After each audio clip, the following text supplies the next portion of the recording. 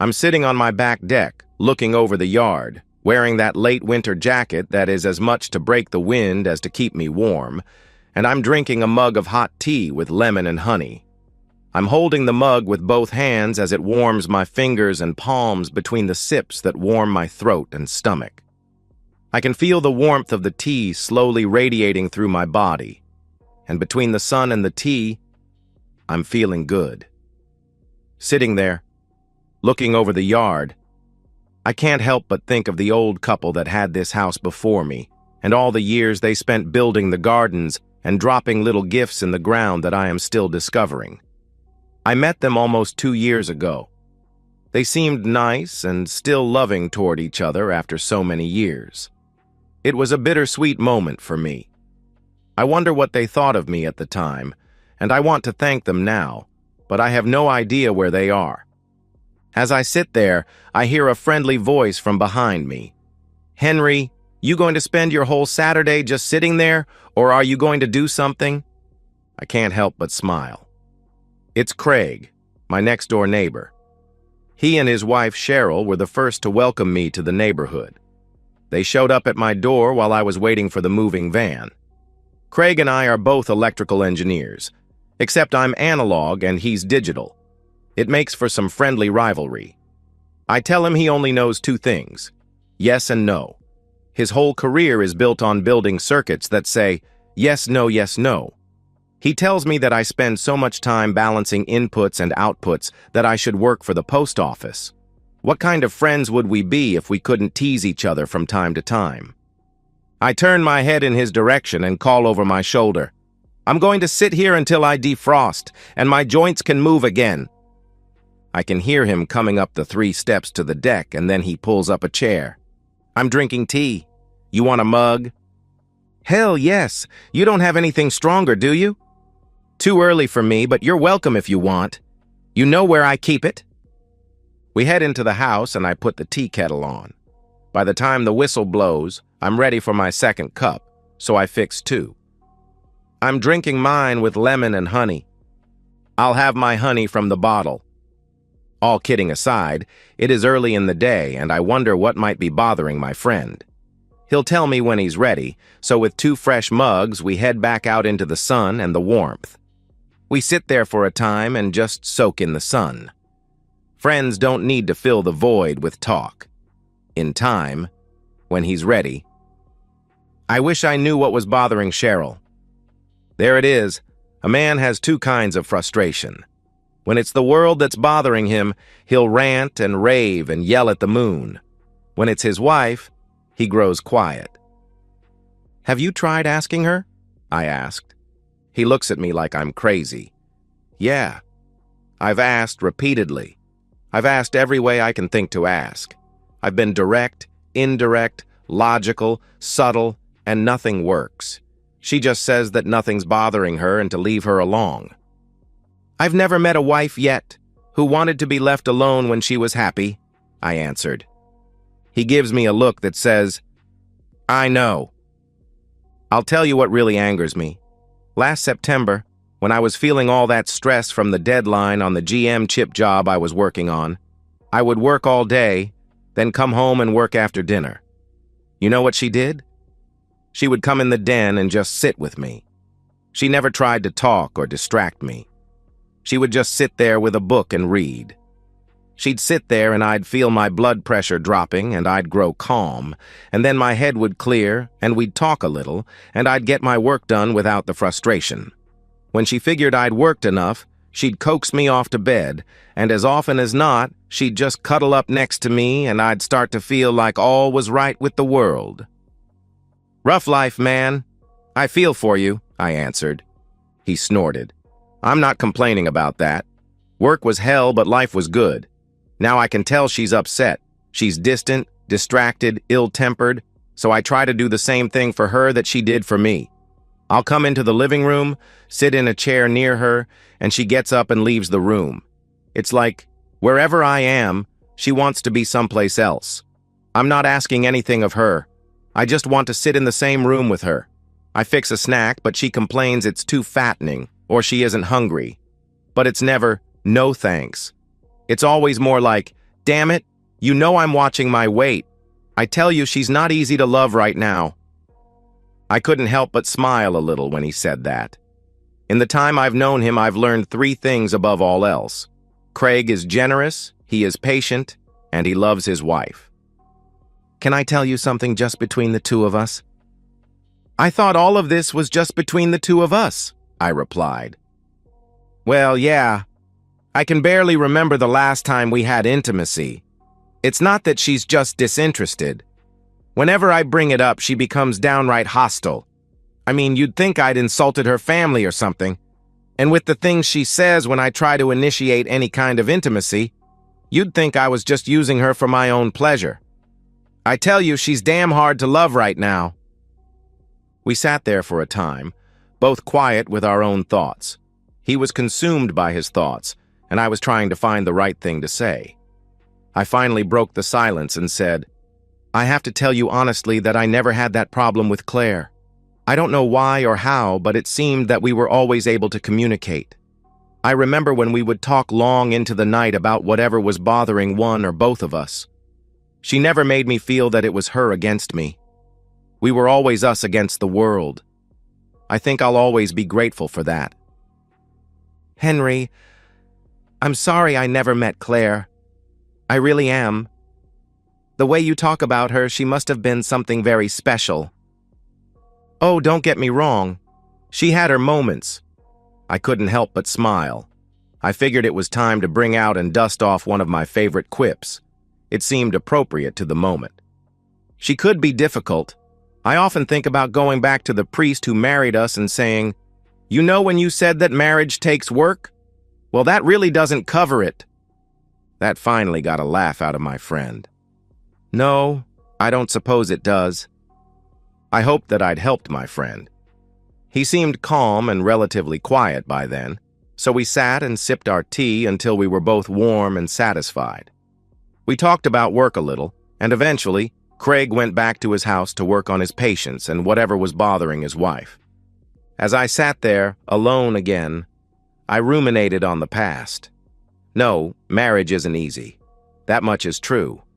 But it's the most worthwhile thing I've ever done. I am far from the man I was when I met Claire. She changed me. From her, I learned patience and confidence in myself. Before her, I'd never had either. I could persevere and work long hours toward a goal, but that's not patience. As for confidence in myself, I knew I could do the job. But deep down, I doubted whether I had anything to offer anyone other than my work and a superficial friendship. She changed all that. I came to see myself through her eyes and started to believe that I was a man worthy of being loved. A wife changes a man, and a good wife changes him for the better. The other kind of wife erodes his self-respect and prevents him from becoming the man he could be. There is probably no more powerful force in a man's life than his wife, and she has more influence on the kind of man he will be and the life he will live than any other being on earth. She has even more influence than the mother who raised him. It was turning cool, and my tea was gone. Time to go inside. I may yet start a little fire in the stove tonight. It may be warm in the midday sun, but the nights aren't warm yet. I check the small pile of wood by the stove, and there's enough if I choose to start a fire. It's too early to think about dinner, so I settle down at my desk and work for a few hours. In time, I'll reheat some of the stew that I made last night, pull a roll from the bag, and pour myself that beer that Craig's had me thinking about ever since he visited. I'll turn on the radio, keep it low, and spend a quiet evening with my thoughts. Looking back, my thoughts a year ago were dark and brooding. I was filled with anger. It was hard to spend a quiet evening without the rage overtaking me, and I would search for a distraction. With an old house, there are always things that need to be done. I painted every wall, repointed the chimney bricks, pulled up the rugs, and refinished the floors. I still had work to do in the basement, but for now, it was fine for storage. It was an old house, but the basement was dry, and I was grateful for that. Work the next week was routine. The team was working on a new design for a compact radio receiver. It's not the sort of radio you might normally think of. It was conceived to be part of an inexpensive array of radio telescopes.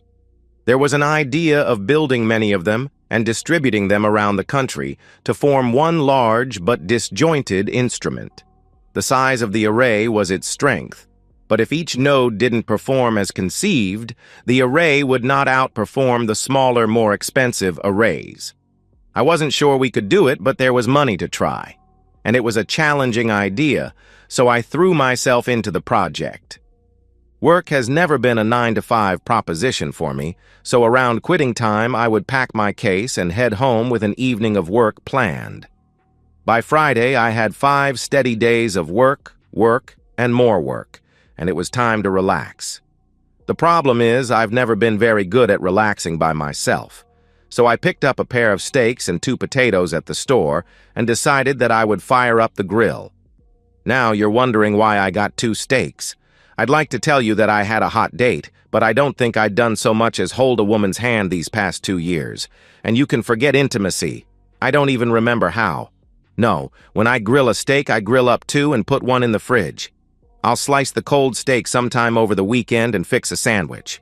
Then I'll throw the extra spud in the microwave and call it Saturday's lunch. When you live alone, cooking becomes more utilitarian than anything else. That Friday night didn't turn out as I expected. I had the grill hot and the steaks were cooking when Craig stepped onto the deck.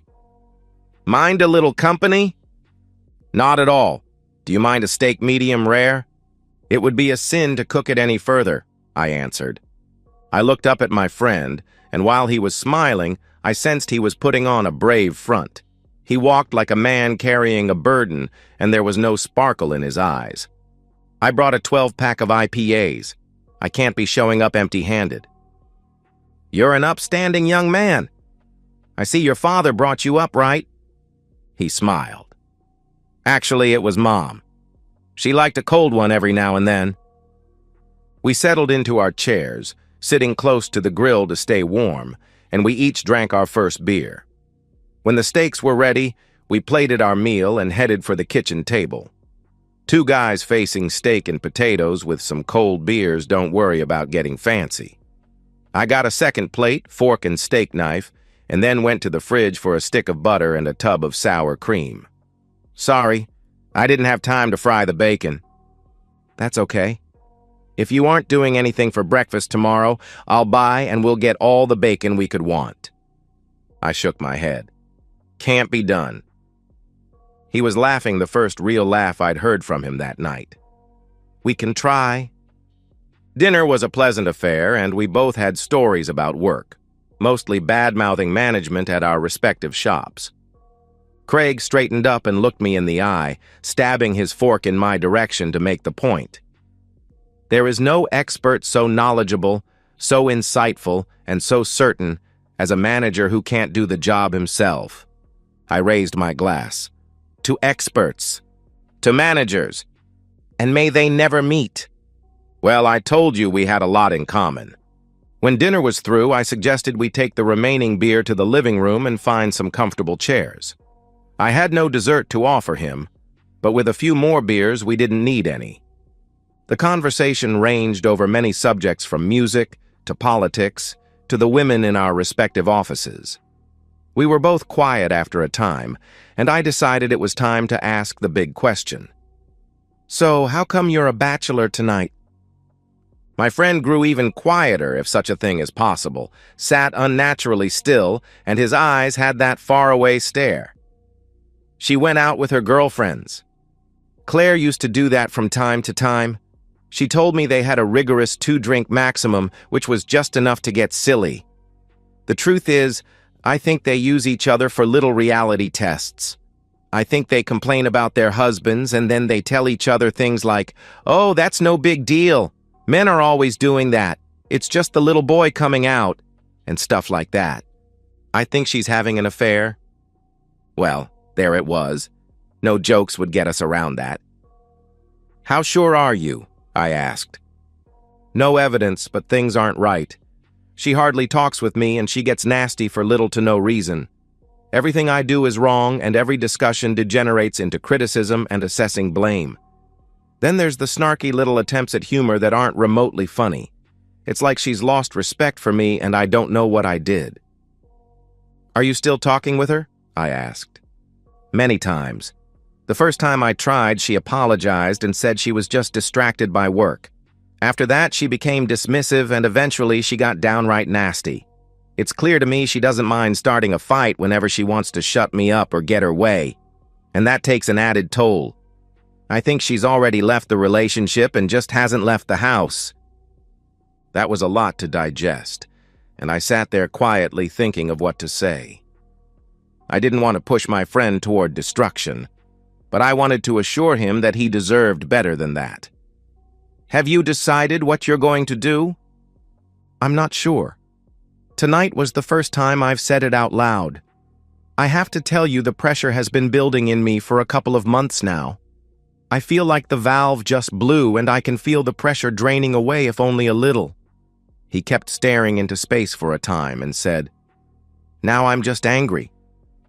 I looked my friend in the eyes and said, "There's one thing I can tell you that I know is true regardless of what she's doing. Don't you do anything stupid. You have to keep your cool. And for God's sake, don't raise your hand to her whatever you do. She'll have the cops on you before you can say you're sorry, and the locks changed before you make bail." Craig was nodding, and he wasn't denying anything I said. The man was in pain. The conversation grew quiet after that. I suppose everything that needed to be said had been said. We spent the rest of the evening listening to an oldies channel on the radio, with talk moving from one superficial topic to another.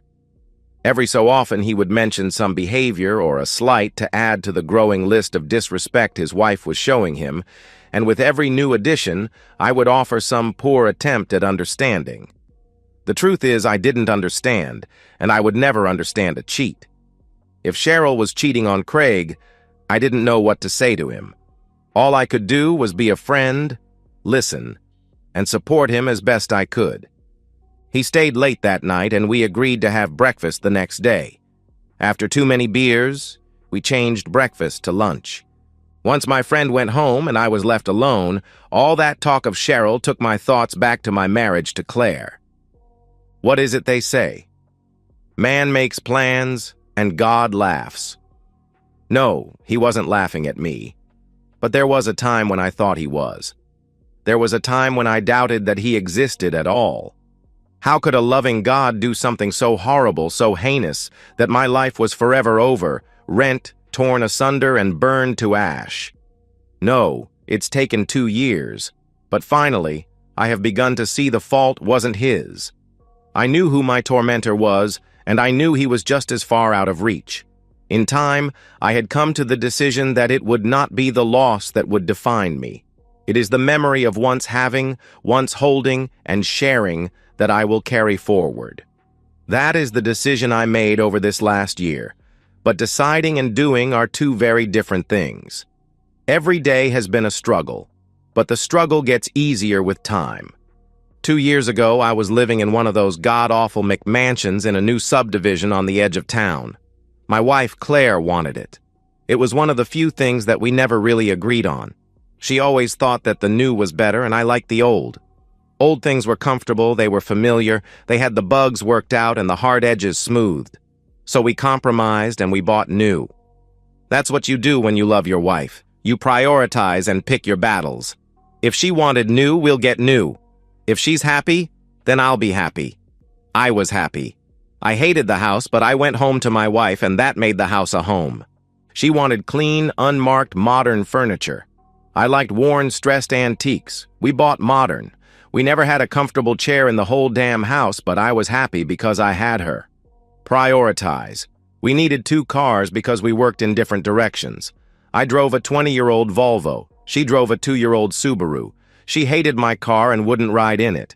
She said she was always afraid I'd break down on the highway, get hit by a truck while I worked on the car, and she worried a lot. I knew her car would get her there and back in any weather any day, so I never worried. Compromise.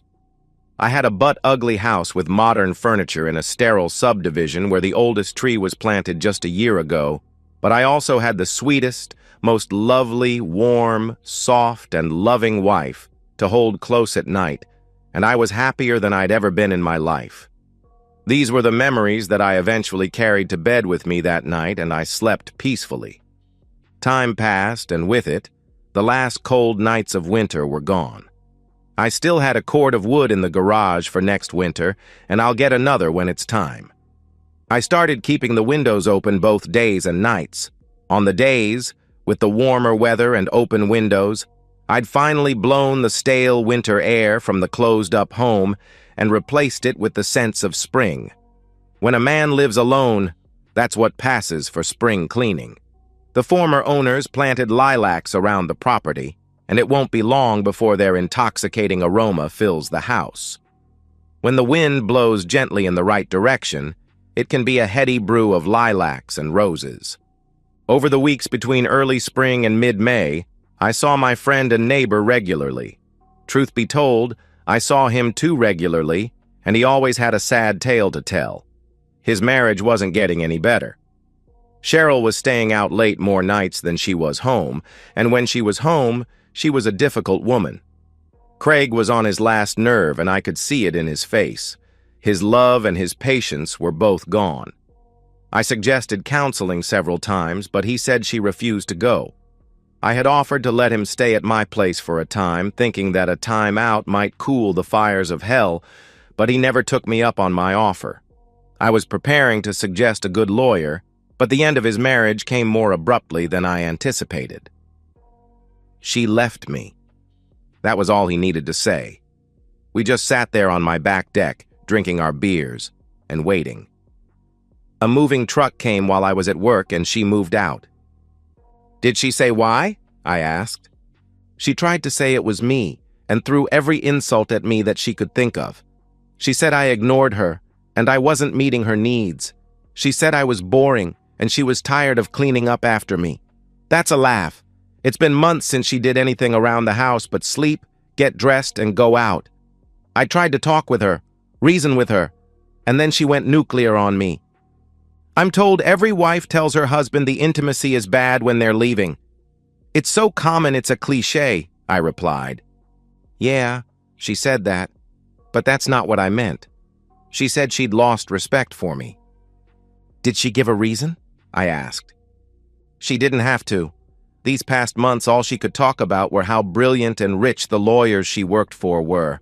They wear expensive suits and drive expensive cars.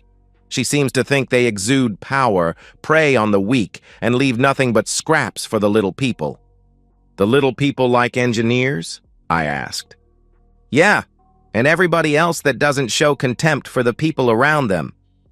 It was a quiet night with occasional conversation of divorce law, as if we knew anything about that and how he could protect himself. This much we knew. We lived in a no-fault state, and she made nearly as much as he did. There were no kids. They both had their own car. They were still relatively young, so things like community property and investments weren't a big issue. The divorce should be simple enough. I gave him the name of a friend in the family law business, and he promised to make an appointment for Monday. I offered him a room for the night, but he said that Cheryl had left, and he'd be damned if he would let her force him out of his own house. I repeated my warning not to do anything stupid and watched my friend trudge back to his house. I knew he'd be drinking heavily that night. With news of his broken marriage and a type of closure on the pain he'd been feeling for many months, my own thoughts again drifted back to my marriage and how I came to be here. It's taken 2 years now, but I'm finally starting to feel settled into this house. It took a strange and unfinished path to get me here. One man carried the responsibility for it all. Just one man who changed the direction of my life forever. Peter Harris. That was his name. Peter, the drunk, worthless. Harris. Peter. One for the road. I can hold my liquor. It's just a 10-minute drive, Harris. Claire was working late. It was that time of year in her office. Harris ran a red light and hit Claire's car in the driver's door. They used the jaws of life to cut the car open and get her out, but she was DOA when I got the call, and life as I knew it was over. I was a walking, empty shell of a man after that. I raged at the world, and I cried endless tears. When I finally got myself together and went to find the worthless drunk, he was already behind bars and he stayed there. In fact, he died there. One of the inmates had lost his mother to a drunk driver. Now he's facing a murder trial and Harris is buried deep in the ground. How do you take revenge on a dead man? I had only one option left to me. So one night I went to the cemetery and I pissed on his grave. It gave me no comfort. He wasn't worth the effort. That was the start of so many long, lonely nights. The house held so many memories of Claire that I saw her ghost in every room. My therapist told me I needed to move on, and eventually I knew I couldn't do it in the house we shared. So I sold the McMansion with most of the furniture, bought a small, older home from a lovely older couple, and settled into building a new life with old memories. It was slow work, and even now I was far from moving on. The pain had lessened, and the memories were warmer, but I was still a man mourning his wife, and I knew it. Over the next weeks, Craig was a frequent visitor. I would occasionally show up at his door with a six-pack and a pizza, but I made sure he knew he was always welcome at my place and mostly left him to come or go as he pleased. Cheryl was being generous, or what passes for generous from a wife without a shred of interest in the life she left behind. She let him have the house, but they had so little equity in it that it was hardly an act of generosity. They split their limited savings down the middle and each kept their cars and their retirement accounts. It was a very civilized modern divorce that left him sitting alone at night and wondering why. It was about 5 months after she dropped the bomb on him, and we were again sitting on the back deck. It was fall now. The older trees around the property were showing their colors, and the garden was put to bed. I just wish I knew what I did to deserve this. I tried to give her everything she wanted. I thought she was happy. I keep thinking back and I can't figure out where I failed. You didn't fail, Craig. I don't think you'll find your answer there. Then why? He asked. Honestly? I didn't know if I should answer him. My best intentions get me into trouble every time. If I tell you what I think, Cheryl won't come off looking very good. Then next week or next month, maybe next year, if you two get back together, you'll resent what I said. That's the kind of luck I have. Trust me, you couldn't say anything that's worse than I've been saying to myself. He answered. Okay. Cheryl is the kind of woman who always wants more. She wants whatever she doesn't have, and more than you can afford. Craig, she moved on because she thought she could do better, and that's the simple truth of it. She can't do better than you, but what you offered isn't what she wants. My friend was quiet, and I wondered if I'd gone too far. Then again, in for a penny. Craig, Cheryl has always admired importance, power, and prestige. You said it yourself. She worshipped those lawyers she works with like they could walk on water. Is that the kind of man you want to be? He was shaking his head. You're smart, kind, generous, patient, and fundamentally decent. Whatever Cheryl was when you married her, she became a woman who no longer values those things. I think you need to face the fact that her head got turned by someone or something, and she's no longer walking the same path as you. You think she's hooked up with one of those lawyers? I think it's a possibility, I replied. Craig took a deep breath and thought about it for a long time. That would explain a lot. The woman I married would never cheat on me, but this last year Cheryl hasn't been the woman I married in any way, and she seemed to get further and further from that woman with each passing week. I'll tell you one thing I believe, and maybe it will help you. A wife who cheats, if Cheryl was cheating, is no wife at all, and you're better off without her. He was quietly nodding his head and eventually spoke. Maybe it's better this way. If I'd known she was cheating when she was living here, I don't know what I'd have done. Maybe it's better she lied to me and just left without a warning. If I had to face her knowing that she was cheating on me, I don't think I could have taken it. I wasn't sure if I was helping or hurting my friend and decided to back off a little. Hell, there was no doubt in my mind that Cheryl had cheated on my friend. I noticed her evolving behavior in the months after I moved in. She was pleasant at first, but as she became more comfortable with me, She would drop the pleasant facade and make dismissive little remarks about money and geeks. That wore thin real fast, but I held my tongue for Craig's sake. In time, I came to believe she was little more than a shallow, greedy woman that controlled my friend with smiles and intimacy. But I damn well never told Craig that, and I wasn't going to go that far tonight. Maybe it's best if you don't know. The possibility alone is painful enough, and considering it could help you to let go. The reality might just build layers onto the pain and bring more things to light that you can't do anything about. Maybe it's best just to let sleeping dogs lie. Don't think that reference to sleeping dogs was an accident. That summed up my evolving opinion of Cheryl. Maybe, or maybe the reality will help me even more, he replied. Either way, remember what I told you before. Don't do anything you will regret. You're a good man, Craig, and you don't need more pain and more problems now. Whatever you learn, just let it go and move on with your life. My friend was nodding his head, but I could see he was thinking, and I knew they were dark thoughts. I'd been in a similar place not so long ago, and I knew it didn't lead anywhere good. Why don't you spend the night here? The guest room is made up.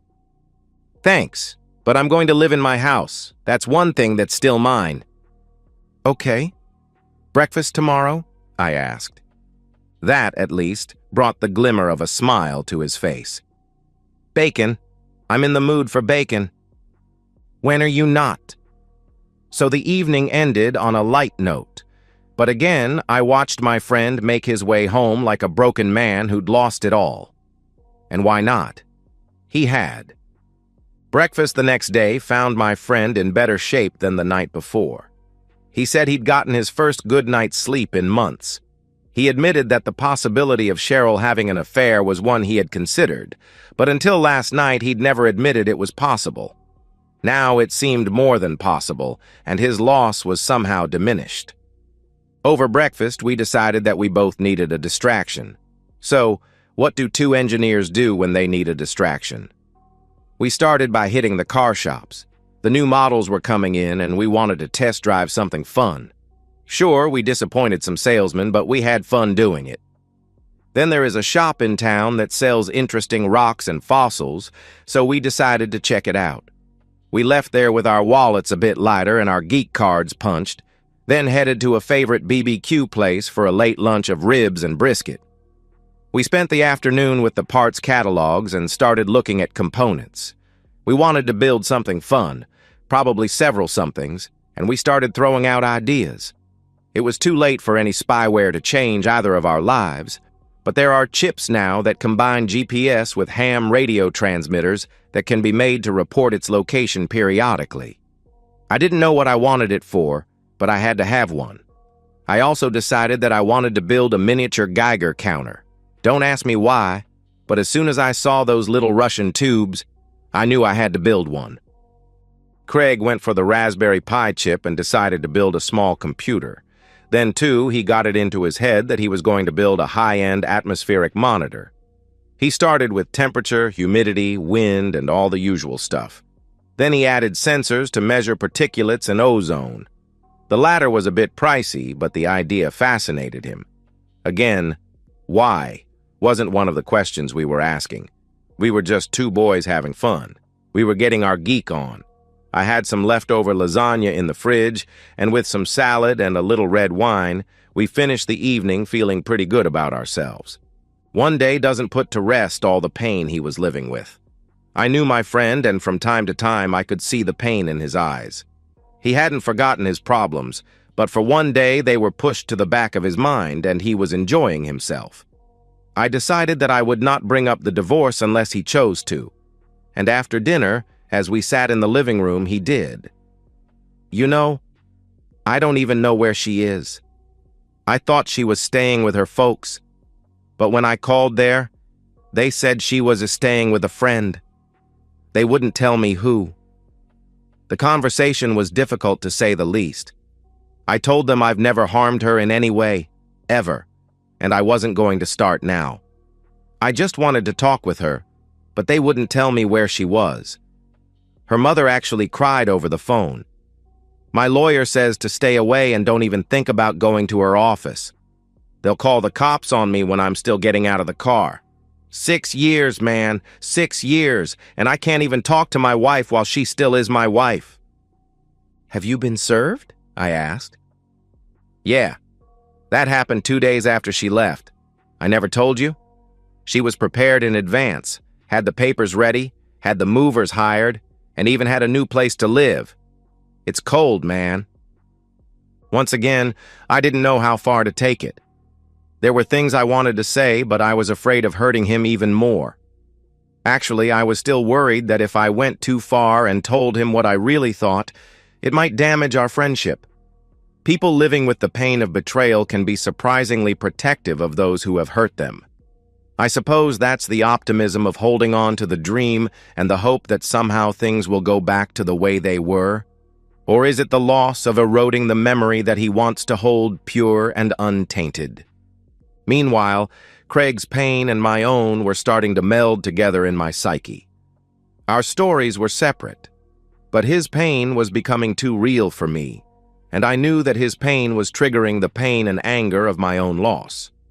I never had the chance to even the score with Harris, and now my friend was holding the short end of the stick from his own broken marriage and suffering at least as much. I decided that his lawyer may have given him some very good advice about avoiding any contact with her, but I didn't need to take it. I knew there had to be more to the story than Cheryl was admitting. I told my boss on Monday that I was going to be leaving work early and had some errands to run. He knew my work habits and never blinked an eye. In fact, he chuckled, shook his head, and just waved me off with the back of his hand. He's one of the good guys. I parked in the strip mall lot across the street from Cheryl's office when it was almost time for her to leave. I had longer to wait than I expected. It was more than 90 minutes after office hours when I saw her finally leaving with a suit. He had his arm around her waist, and there was a pretty serious makeout session at the car. It wasn't her car, and a darn sight more expensive than what she drove, so I'm assuming it was his, and they left together. I managed to follow them, and they wound up at a high-end restaurant. It was just a typical Monday night, and they were going to spend the kind of money that Craig could only spend on an anniversary. I couldn't go in to check on them. Cheryl would recognize me if I did, and I wasn't about to spend that kind of money on dinner, so again I parked across the street and waited. They took their sweet time, but eventually they left and headed for the western side of town. The house was significantly more impressive than the one she shared with Craig. I guess she felt that she'd found what she'd been missing. I did catch a glimpse of what I think was her car parked in the garage when the suit pulled in on his side, so I figured they were in for the night. I guess I had the answer to the question that Craig and I had pondered without conclusion.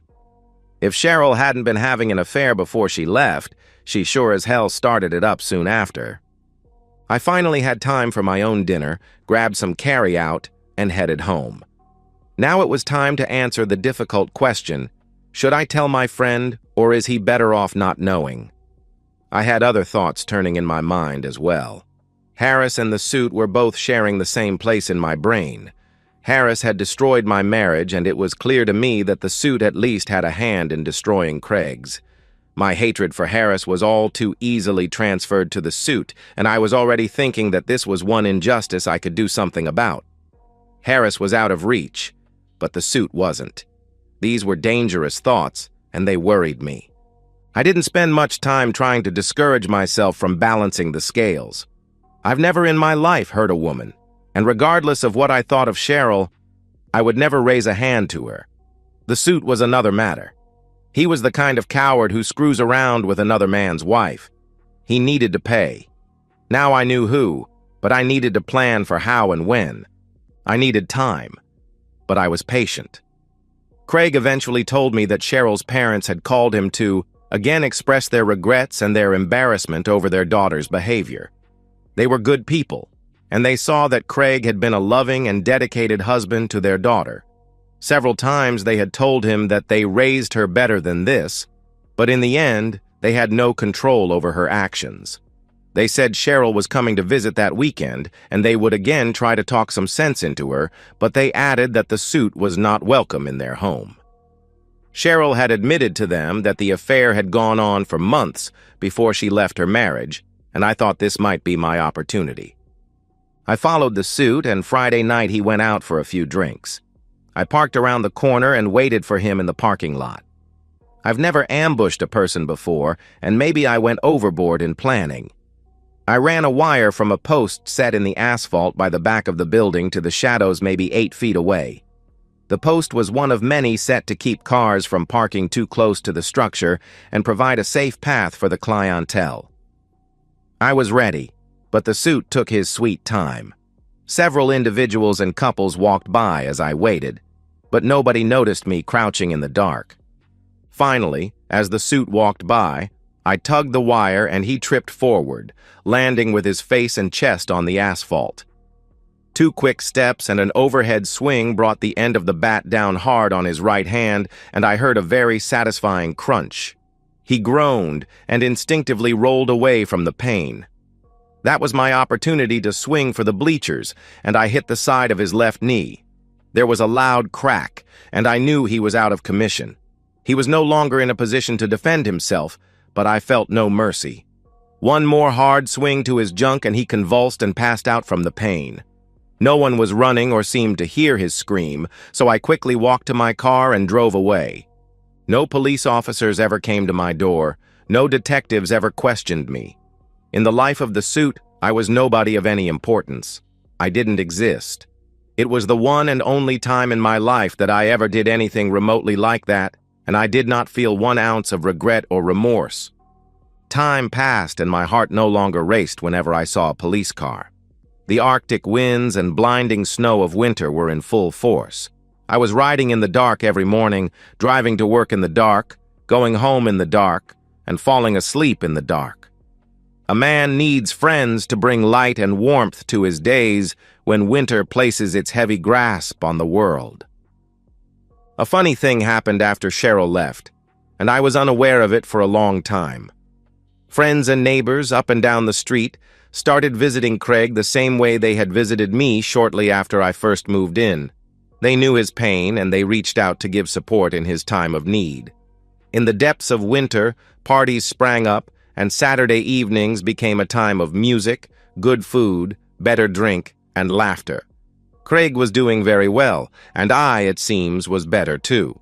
It was at one of these parties thrown by a neighbor down the street that Craig quietly took me aside and said, "I don't know if I ever told you, but I did learn that when Cheryl left me, she moved straight in with one of the lawyers in her office.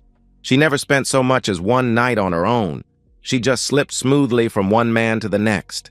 I've got to say the anger from that singular act of betrayal pushed a lot of the hurt out of me and became my means of recovery." Rejection by someone you love is a hard thing to accept, but I suppose betrayal puts the loss in perspective, I answered. Funny thing about that lawyer. He got mugged one night coming out of some fancy bar he frequented where all the customers are Mr. This and Counselor That. You'd think their parking lot would be a lot safer. I wasn't sure how much he might know and looked at him inquisitively. "Oh, I didn't do it. The police paid me a visit, but I was out on my first date in almost 7 years. The date was a bust, but at least I dipped my toe in the dating pool." He was smiling, and for the first time in a long while, I knew my friend was going to be okay. "Come on, you two. This is a party. I bet you're talking shop. Enough of that. Come on then, back to the music. I expect you both to mingle and have fun tonight." That was our hostess. If she weren't married, I'd seriously consider. Time passed and the world grew brighter. Craig was dipping more than his toe in the dating pool, and the smile I used to see was back. He inspired me, and I started taking the plunge myself. It was awkward at first, but it got easier. We even double-dated on occasion. We built those toys we got so many months ago and finally found the perfect use for them. We gathered up the youngsters from the neighborhood along with enough parents to drive and keep them organized, and we drove west for 2 hours. With a shoebox carefully fitted with electronics and a small camera, the kids held the weather balloon as we inflated it with helium and tied the shoebox and its parachute to a long cord below the balloon. On the count of 3, 2, 1 up, We let go of the balloon and watched it rise into the sky. The kids were elated, but for Craig and me, it was the celebration of our new lives.